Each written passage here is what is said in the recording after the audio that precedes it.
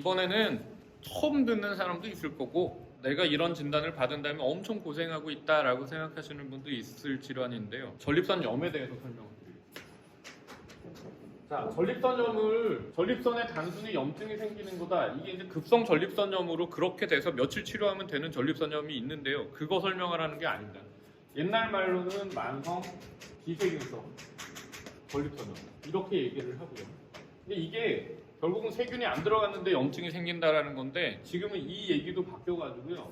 더 정확하게는 골반 통증 증후군으로 나와 있습니다. 왜 이 얘기를 제가 굉장히 전립선염이라고 아직도 쓰고 있기는 하지만 싫어하냐면요. 이게 자꾸 염증이라는 생각을 많이 갖게 돼서 항생제만 원하시고 그렇게만 쓰시는 분들인데 이게 그걸로 치료가 안 된다는 거예요. 이게 오시면은 환자분들 옛날 얘기부터 다 제가 옛날에 이거부터 시작했고 어쩌고저쩌고 하는데 의사들이 엄청 듣기 싫어합니다. 왜냐면 증상이 생각보다는 다른 분들도 비슷하고 그 옛날 얘기를 다른 분들도 하시려고 하기 때문에 시간이 굉장히 오래 걸리거든요.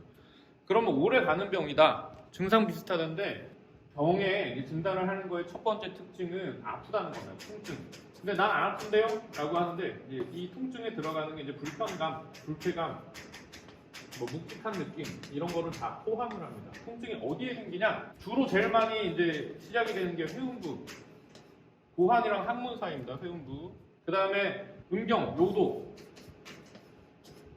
그리고 아랫배, 그 다음에 고환. 이 병원에 오시면 이거를 물어보는 설문지가 있는데 네 군데가 아프냐고 아예 그냥 국제적으로도 이런 식으로 물어보라고 돼 있는데 내가 아픈 거 어떻게 알았지? 라고 하는데 그렇게 아픈 질환이에요. 이게 전립선에 뭐랑 관련이 있느냐? 실제로는 이렇게 아픈 것들이 염증이 생기면은 실제 아주 급성 염증 같은 게 생기면 여기가 아픈데 예전에 그런 줄 알았더니 생각보다는 그렇지 않더라는 겁니다. 그러면 방광 있고 요도 있고 전립선 있고 고환은 여기에 달려있습니다. 아픈 데는 이 아랫배가 아프고 회음부가 아프고 요도가 아프고 고환이 아파요. 이게 어디에 연관이 될까요? 치골뼈가 여기 있고 골반뼈가 여기 있고 항문이 이렇게 있잖아요. 이거를 받쳐주는 근육이 이 복벽부터 이렇게 해먹처럼 있습니다. 지금 현재는 이쪽 근육이나 신경에 이상이 생겨서 통증을 일으키는 걸로 생각을 해요. 그러면 이게 어떤 영향을 받냐면 왜 전립선염 얘기를 했냐면 전립선의 염증이 사람이 죽을 정도의 염증이고 깨끗한 게 여기라면 원래 증상이 없는 저 같은 사람도 그냥 이런 염증을 갖고 삽니다. 증상이 있는 사람들은 이거에 통증을 이렇게 느끼고 증상이 없는 사람들은 그냥 이렇게 간다라는 거거든요.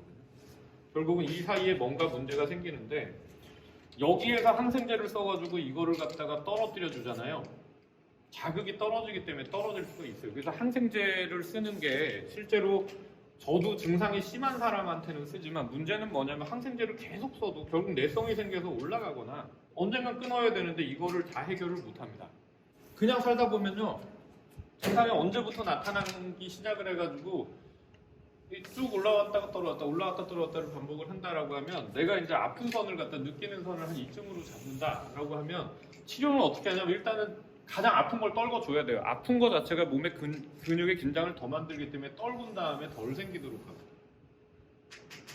이 치료를 하는데 이게 이제 딱 그 나오는 게 염증이 뭔가에 도전을 한 경우가 생기는 경우가 있기 때문에 여러분들 지겨워 죽겠지만 염증이 아니라고 얘기를 하면서도 염증 검사 꼭 뭐 PCR 같은 검사를 처음에 증상이 다시 생기면 많이 해보자는 얘기를 하지만 이거 엊그저께 안 나온 것도 할 필요는 없다라는 거예요.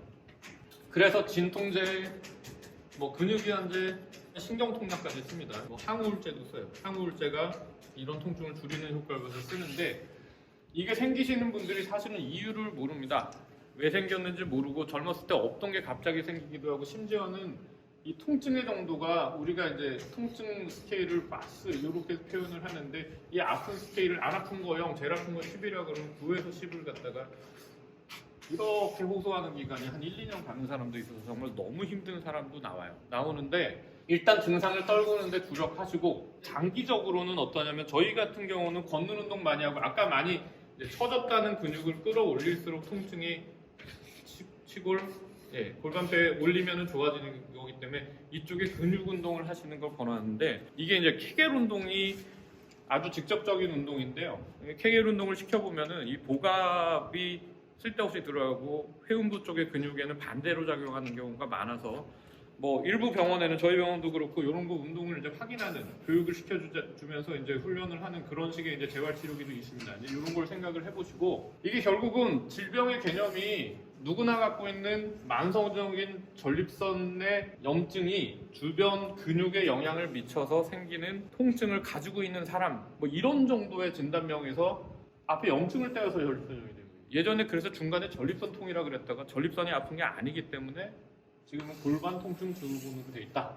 장기적으로 생각보다 사람을 꽤 많이 망가뜨릴 수도 있는 질병인데, 하나 여러분들한테 말씀드리는 거, 첫 번째, 큰 병이 되느냐? 정말 절대로 큰 병이 안 간다라고 생각을 해서 믿으셔야 됩니다. 두 번째는 마냥 참으라는 건 아닙니다. 약을 갖다 잘 써서 본인이 견딜 만한 선으로는 떨어져야 되는데, 이게 어떠냐면요, 절대 평생 괴롭히지는 않더라는 거예요. 아주 고생하는 사람, 몇 년 괴롭히다가 떨어지는 사람도 있어요. 좋다 말다를 반복하지만 결국은 본인이 언젠가는 떨어질 거다. 그러므로 지금 이걸 견뎌가는 선을 본인에 맞춰서 하라는 거고요. 무슨 내가 성관계가 잘못됐나, 뭘 잘못 살았나 이런 식으로 생각하지 마십시오. 자, 성관계를 뭐 안 하는 것 자체가 별로 증상을 호전시키지 않습니다. 오히려 하다못해 자유행위라도 권하는 경우가 많기 때문에 뭔가를 잘못했다라고 생각하지 말고, 어디 가도 이게 치료가 굉장히 어렵고 환자분들은 점점 더 신경 쓸 일이 많아지고, 그렇게 하기 때문에 의사와의 관계, 주변 사람하고의 관계가 틀어질 수가 있어요. 이제 마냥 이겨내라고는 못하겠지만 충분히 도움이 될 만한 상황들을 찾아서, 상담을 할 수 있는 의사를 찾아서 도움을 받기를 권합니다. 다시 말씀드리지만 염증이라고 해서 항생제만 찾지는 마시길 바랍니다.